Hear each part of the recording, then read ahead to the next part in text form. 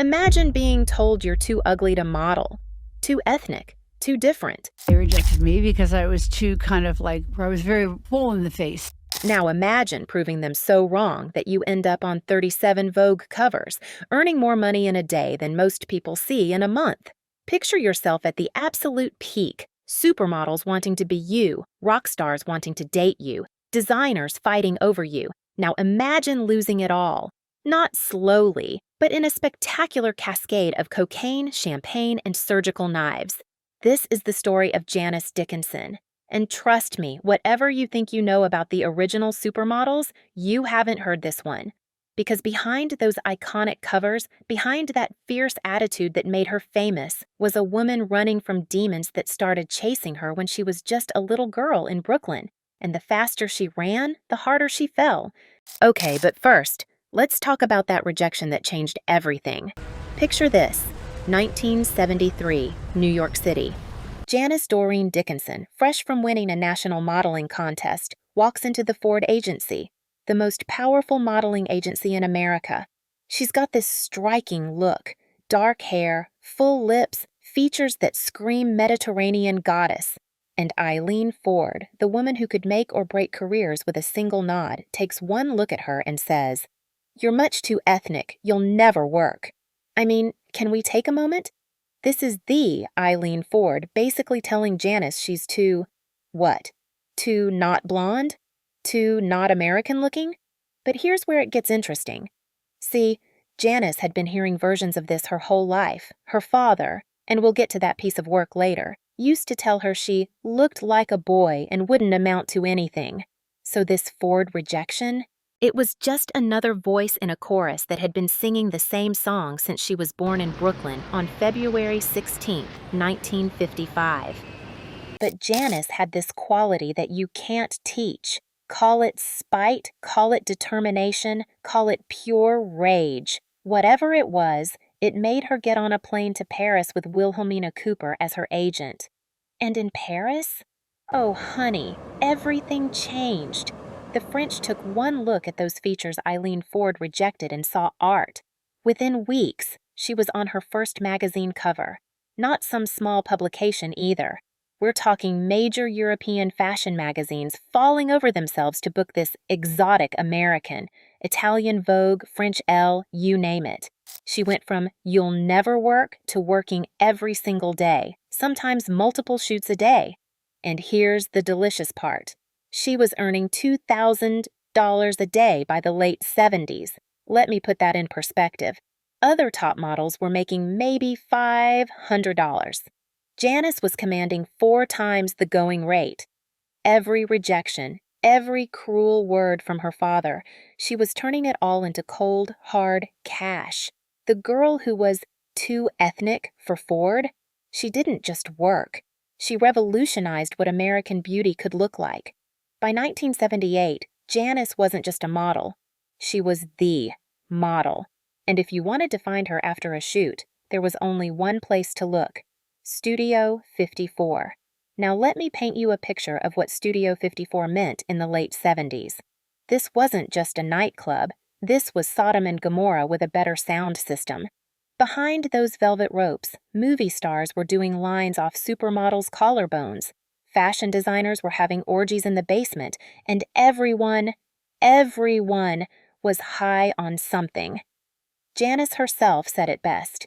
It was a place for us, a place where we could be with the beautiful, do drugs, be out of our minds, and it all seemed normal. Normal. That's the key word here. Because when you're 23 years old and making more money than God, when Mick Jagger is sending you flowers and Warren Beatty is leaving messages, when every magazine in the world wants your face, well, doing cocaine for breakfast starts to feel like just another Tuesday. She was everywhere. 37 international Vogue covers, second only to a handful of models in history. 7 consecutive covers of Elle. Sports Illustrated swimsuit issue.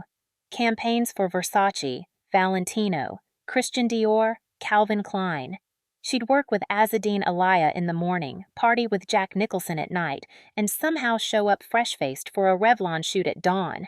But here's what the cameras didn't catch. By her own admission, she was surviving on one salad a month and what she called a cocaine diet.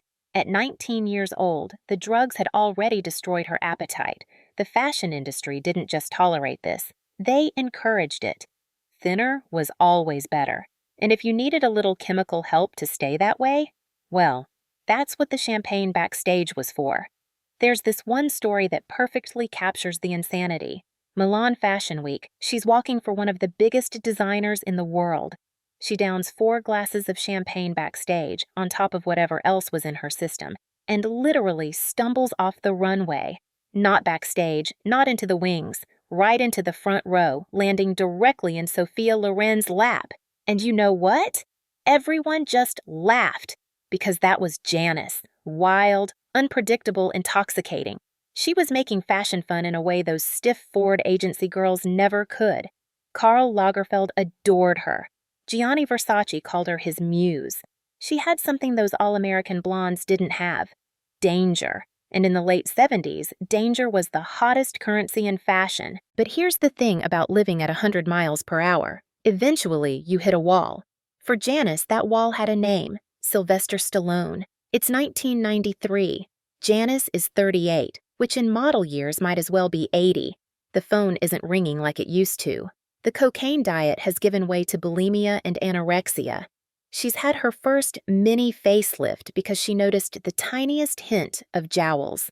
And along comes Rocky himself, all muscles and Hollywood power, ready to save her.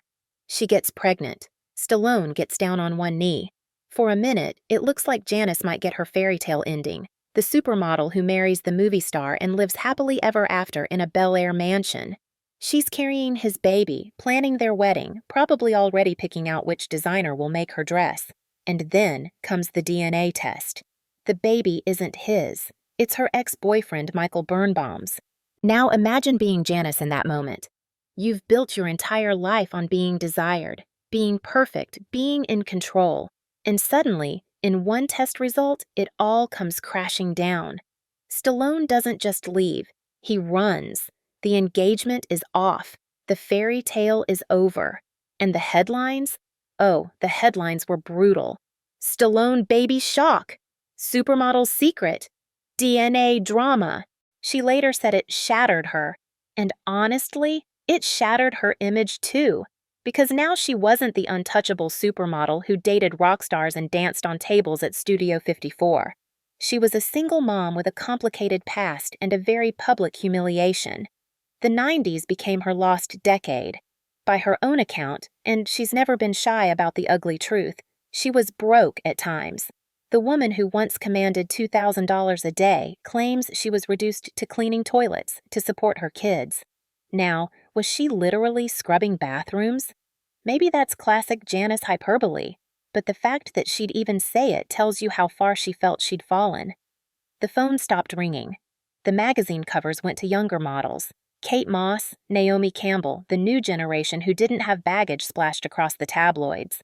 Janice Dickinson, the woman who helped redefine beauty in America, was yesterday's news.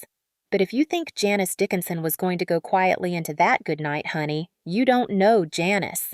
2002, she drops a book bomb called No Lifeguard on Duty. And let me tell you, this wasn't some sanitized celebrity memoir with soft focus photos and vague references to difficult times. This was Janice unleashing decades of secrets: childhood abuse, rape, drug orgies, and a who's who of celebrity lovers described in very vivid detail. Warren Beatty, she rated his performance. Jack Nicholson detailed their wild nights. That story about Jerry Hall pulling a gun on her for sleeping with Mick Jagger? It's all in there. The book was part confession, part revenge, and 100% Janice. Suddenly, she's back, not as a model, but as something even more powerful, a truth teller. British Vogue called it a cautionary tale about incest, drugs, sex, rock and roll, Studio 54, and fashion. CNN wanted interviews. Publishers wanted more books. And a certain reality TV producer named Ken Mock had an idea. Enter America's Next Top Model 2003. When Tyra Banks was putting together her model competition show, she needed credibility. She needed someone who'd been there, done that, and wasn't afraid to tell these wannabe models exactly how brutal the industry could be. Take this the right way. You gotta work on the thighs. Enter Janice Dickinson, self-proclaimed world's first supermodel, ready to terrorize a new generation. And terrorize she did. While the other judges played nice, Janice was serving pure, unfiltered honesty. Dip it, bitch! Dip it! You're dead in my book. "Where's my oxygen tank?" She'd sigh when bored. She'd roll her eyes, deliver devastating one-liners, make contestants cry. She was Simon Cowell in stilettos, and America couldn't look away. For 4 seasons, she was the judge you loved to hate, or hated to love. But either way, you were watching. A whole new generation who'd never heard of her Vogue covers now knew her as the scary judge with the surgical face and the sharp tongue. But here's where it gets messy. Because Janice and Tyra? They were oil and water. Tyra wanted to build girls up. Janice wanted to tear them down to see who was strong enough to survive. Tyra smiled. Janice snarled. And by 26, Tyra had had enough. The firing was brutal. One day, Janice was the veteran supermodel passing down wisdom. The next, she was replaced by Twiggy. And Janice? She didn't go quietly. Cast out from A&TM, Janice did what any rational person would do. She went full reality TV villain. 2005, VH1's The Surreal Life. If you weren't watching reality TV in the mid-2000s, let me explain. This was where famous people went to be messy on camera for money. And Janice? She was magnificent at being messy. They put her in a house with Omarosa from The Apprentice, and it was like throwing 2 angry cats in a bag. The cameras caught them trading insults that would make a sailor blush. But then came the incident. During a photo shoot, someone hands Janice a prop knife, and Janice, allegedly under the influence of something, starts waving it near Omarosa's face. "I'll have your weave on the floor, bitch." The footage is insane. Bronson Pinchot literally has to step between them. Omarosa is screaming about a crackhead with a knife. Producers are probably calling their lawyers. And Janice? She later claimed it was all a joke, that the editing made it look worse than it was. But honey, when you're waving a knife at someone on camera, editing can only do so much. Then came the Tyra feud of 2007. Oh my God. Janice goes on the Today Show. The Today Show. And when they're discussing body image and Jennifer Love Hewitt being called fat, Janice just casually drops. "You want to see someone who's fat? Tyra Banks is fat." The aftermath was swift and brutal. Tyra did a whole episode of her talk show in a bathing suit telling critics to kiss my fat ass. Kiss my fat ass! The media went wild. Janice was banned from NBC, and suddenly she wasn't just the mean judge from A&TM. She was the bitter ex-supermodel who attacked other women's bodies. But the reality TV train wreck wasn't done. 2015, British celebrity Big Brother. Janice is 60 years old and she's still starting fights. She gets into a screaming match with some young model named Austin Armacost over hot water for a bath. A bath. It escalates until Janice literally spits at him. There's no hot water, Janice. Yeah, because guess who? Crazy. Selfish. We had To me, fuckhead. What is your part of It's the not house? a shit You, of the all fucking you've bath. done is wiped your ass since you've been here. Fuck you haven't off. been victim of. Did she just spit at him? You've done nothing. Or pretends to spit, or makes a spitting motion. The footage is unclear, but Big Brother gives her an official warning. And then, as if the universe decided she hadn't been through enough, she gets stung by a bee, on camera, and has a full-blown allergic reaction seizure on the diary room floor. The footage is genuinely terrifying. Janice convulsing, medics rushing in, everyone panicking. She survived, returned to the house, but the damage was done. She'd become the literal embodiment of reality TV disaster. But here's the thing about all those reality shows, all that acting out. They were band-aids on a much deeper wound. And that wound had a price tag. Remember that mini facelift at 32? The one she got when Stallone mentioned her jowls? That was just the beginning. By her own admission, in a book literally titled "Everything About Me is Fake and I'm Perfect," Janice had lost count of her procedures. Multiple facelifts, At least 2 breast augmentations, tummy tuck, brow lift, Botox until her forehead couldn't move, lip injections until they looked like pool floats. She was chasing her 1978 face with a scalpel and a credit card, and the bills were adding up. By 2013, the house of cards collapsed. Janice Dickinson, the woman who once commanded $2,000 a day, filed for Chapter 7 bankruptcy. The details were brutal. $500,000 owed to the IRS in California in back taxes, $8,000 to one Beverly Hills plastic surgeon, another $8,000 to a different cosmetic doctor, tens of thousands more to various dermatologists and clinics, an eviction lawsuit for unpaid rent. The total? Nearly $1 million in debt. The tabloids had a field day. First supermodel, last in line to pay. Broke for Botox. Here was living proof of what happens when you try to fight time with a credit card. Every injection, every nip, every tuck had been another step toward financial ruin. When Inside Edition asked her about it, she gave that trademark Janice shrug. She'd rather be broke but happy than miserable with money. But there's something heartbreaking about a woman who built an empire on her face, losing everything trying to keep it. And then, as if the universe wasn't done with its cruel jokes, 2016 brought the ultimate irony: breast cancer. The implants she'd maintained for decades were suddenly threatened by the very treatment trying to save her life. 2 lumpectomies. Radiation. The survival rate was good, but the symbolism was impossible to ignore.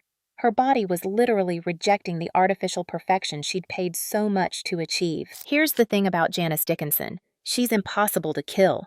Not her body, not her spirit, and definitely not her attitude.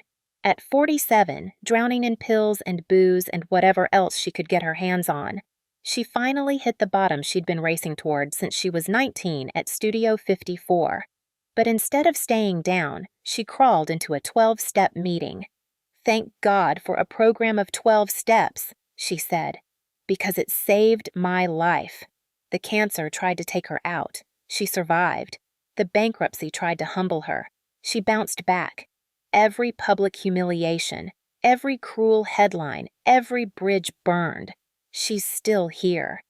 In 2016, the same year she was getting radiation for breast cancer, she married Dr. Robert Rocky Gurner, a psychiatrist. Because, of course, Janice Dickinson would marry a shrink. And now, at 70, she's become something unexpected. She's in on the joke. Watch her recent appearances. She shows up to events in outrageous outfits, makes fun of her own plastic surgery, drops one-liners about her bankruptcy. She's turned herself into a character, and she's playing it to the hilt. When she slams Kendall Jenner and the Hadids for being nepotism models who just stand there, she knows exactly what headlines it'll generate. When she tells another wild story about stealing Trump's limo in the 80s, she's winking at the camera. But here's what kills me. She still insists she coined the term supermodel, despite historians pointing out the word existed decades before her, despite other models rolling their eyes. She tells the story about joking to her agent in 1979. "I'm not a model, honey, I'm a supermodel." And she'll go to her grave swearing that's where it all started. And maybe that's the most Janice Dickinson thing of all. The woman who was told she was too ethnic to model, who built an empire and lost it all, who survived addiction and cancer and public humiliation. She's still fighting for her place in history, still demanding recognition, still refusing to be erased. She's not the first supermodel. The history books are clear on that, but she might be the last of a certain breed, the ones who lived so hard and fast that they burned their own legends into our collective memory. Before Instagram, before carefully curated images, before media training and PR teams. Just pure, unfiltered, messy humanity wrapped in a gorgeous package that cost $1 million to maintain. You can judge her for the drugs, the debt, the drama. You can roll your eyes at her claims and cringe at her reality TV meltdowns. But you can't ignore her, and in an industry built on being seen, maybe that's the greatest victory of all. Janice Dickinson is still here, still standing, still impossible, and honestly, we wouldn't want her any other way.